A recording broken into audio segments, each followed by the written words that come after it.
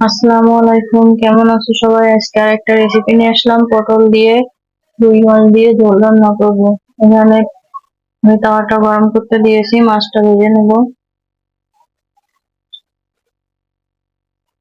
তেলটা গরম হয়ে গিয়েছে, আমি এখন মাছগুলো দিয়ে দিচ্ছি।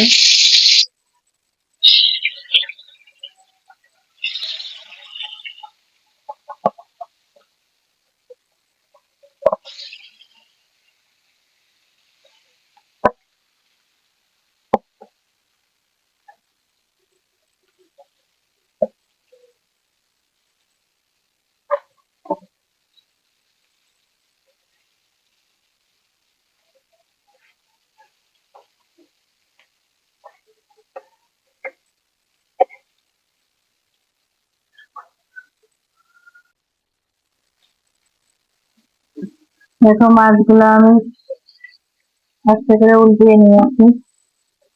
এখন এই পিঠটা ভাজা হলে নামিয়ে নেব।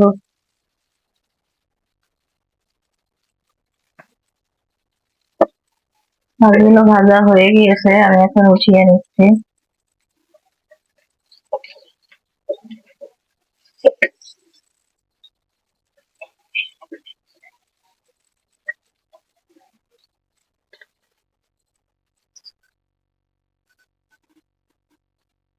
দেখো, আমি মাছ ভাজি তেলটা নষ্ট করিনি, এটা দিয়ে দিয়েছি। এখন আমি আলু পটল গুলা ভেজে নিচ্ছি।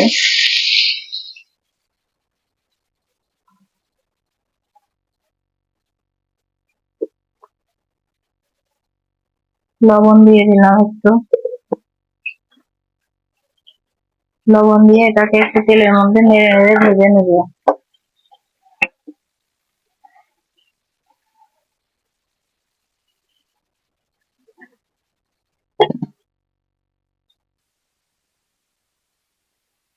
দেখো, আমার পটলটা ভাজা হয়ে গেছে। আমি এখন এখানে একসঙ্গে রসুন, পেঁয়াজ, জিরা, তারপরে কাঁচামরিচ বেটে নিয়েছি।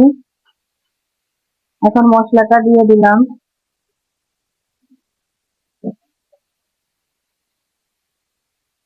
হলুদের গুঁড়া আর মরিচের গুঁড়া। এখন এটাকে ভালোভাবে কষিয়ে নিচ্ছি।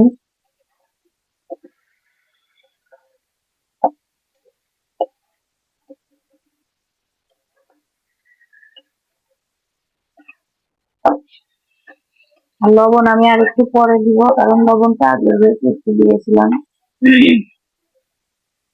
এখন এটা ঢেকে ঢেকে ভালো করে কষিয়ে নেব। মশলাটাকে আমি 3-4 মিনিট ধরে এভাবে ভেজে নিয়েছি। এখন একটু পানি দিয়ে এটাকে আবার কষিয়ে নেব।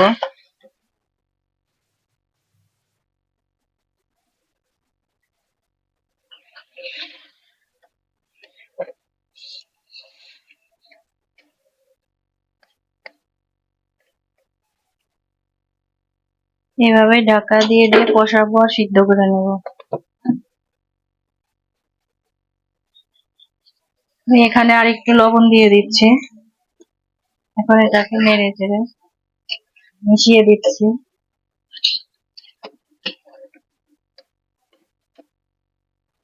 আর এইভাবে ঢেকে ঢেকে আমি আস্তে আস্তে জাল দিয়ে সিদ্ধ করে নেব এটাকে।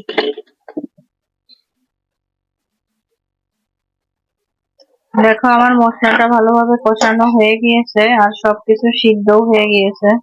এখন আমি ঝোলের পানিটা দিয়ে দিব।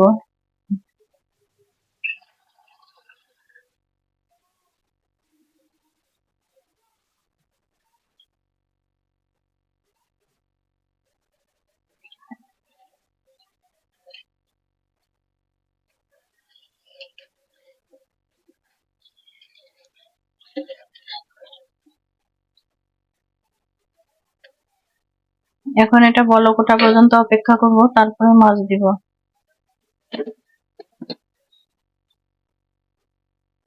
দেখো, তরকারিটা বলক উঠে গিয়েছে। আমি এখন একে একে মাছগুলো দিয়ে দিচ্ছি।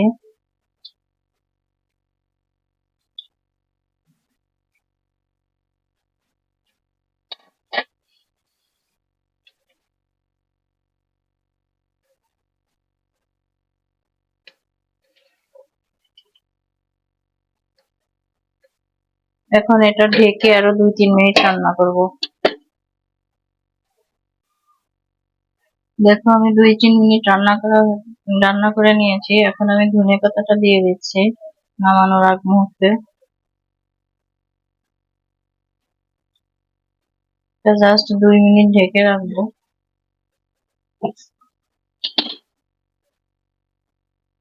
দেখো আমার তরকারিটা হয়ে গিয়েছে, আমি এখন নামিয়ে নেবো। লবণ টবণ সব ঠিক আছে, চুলাটা অফ করে দিচ্ছি।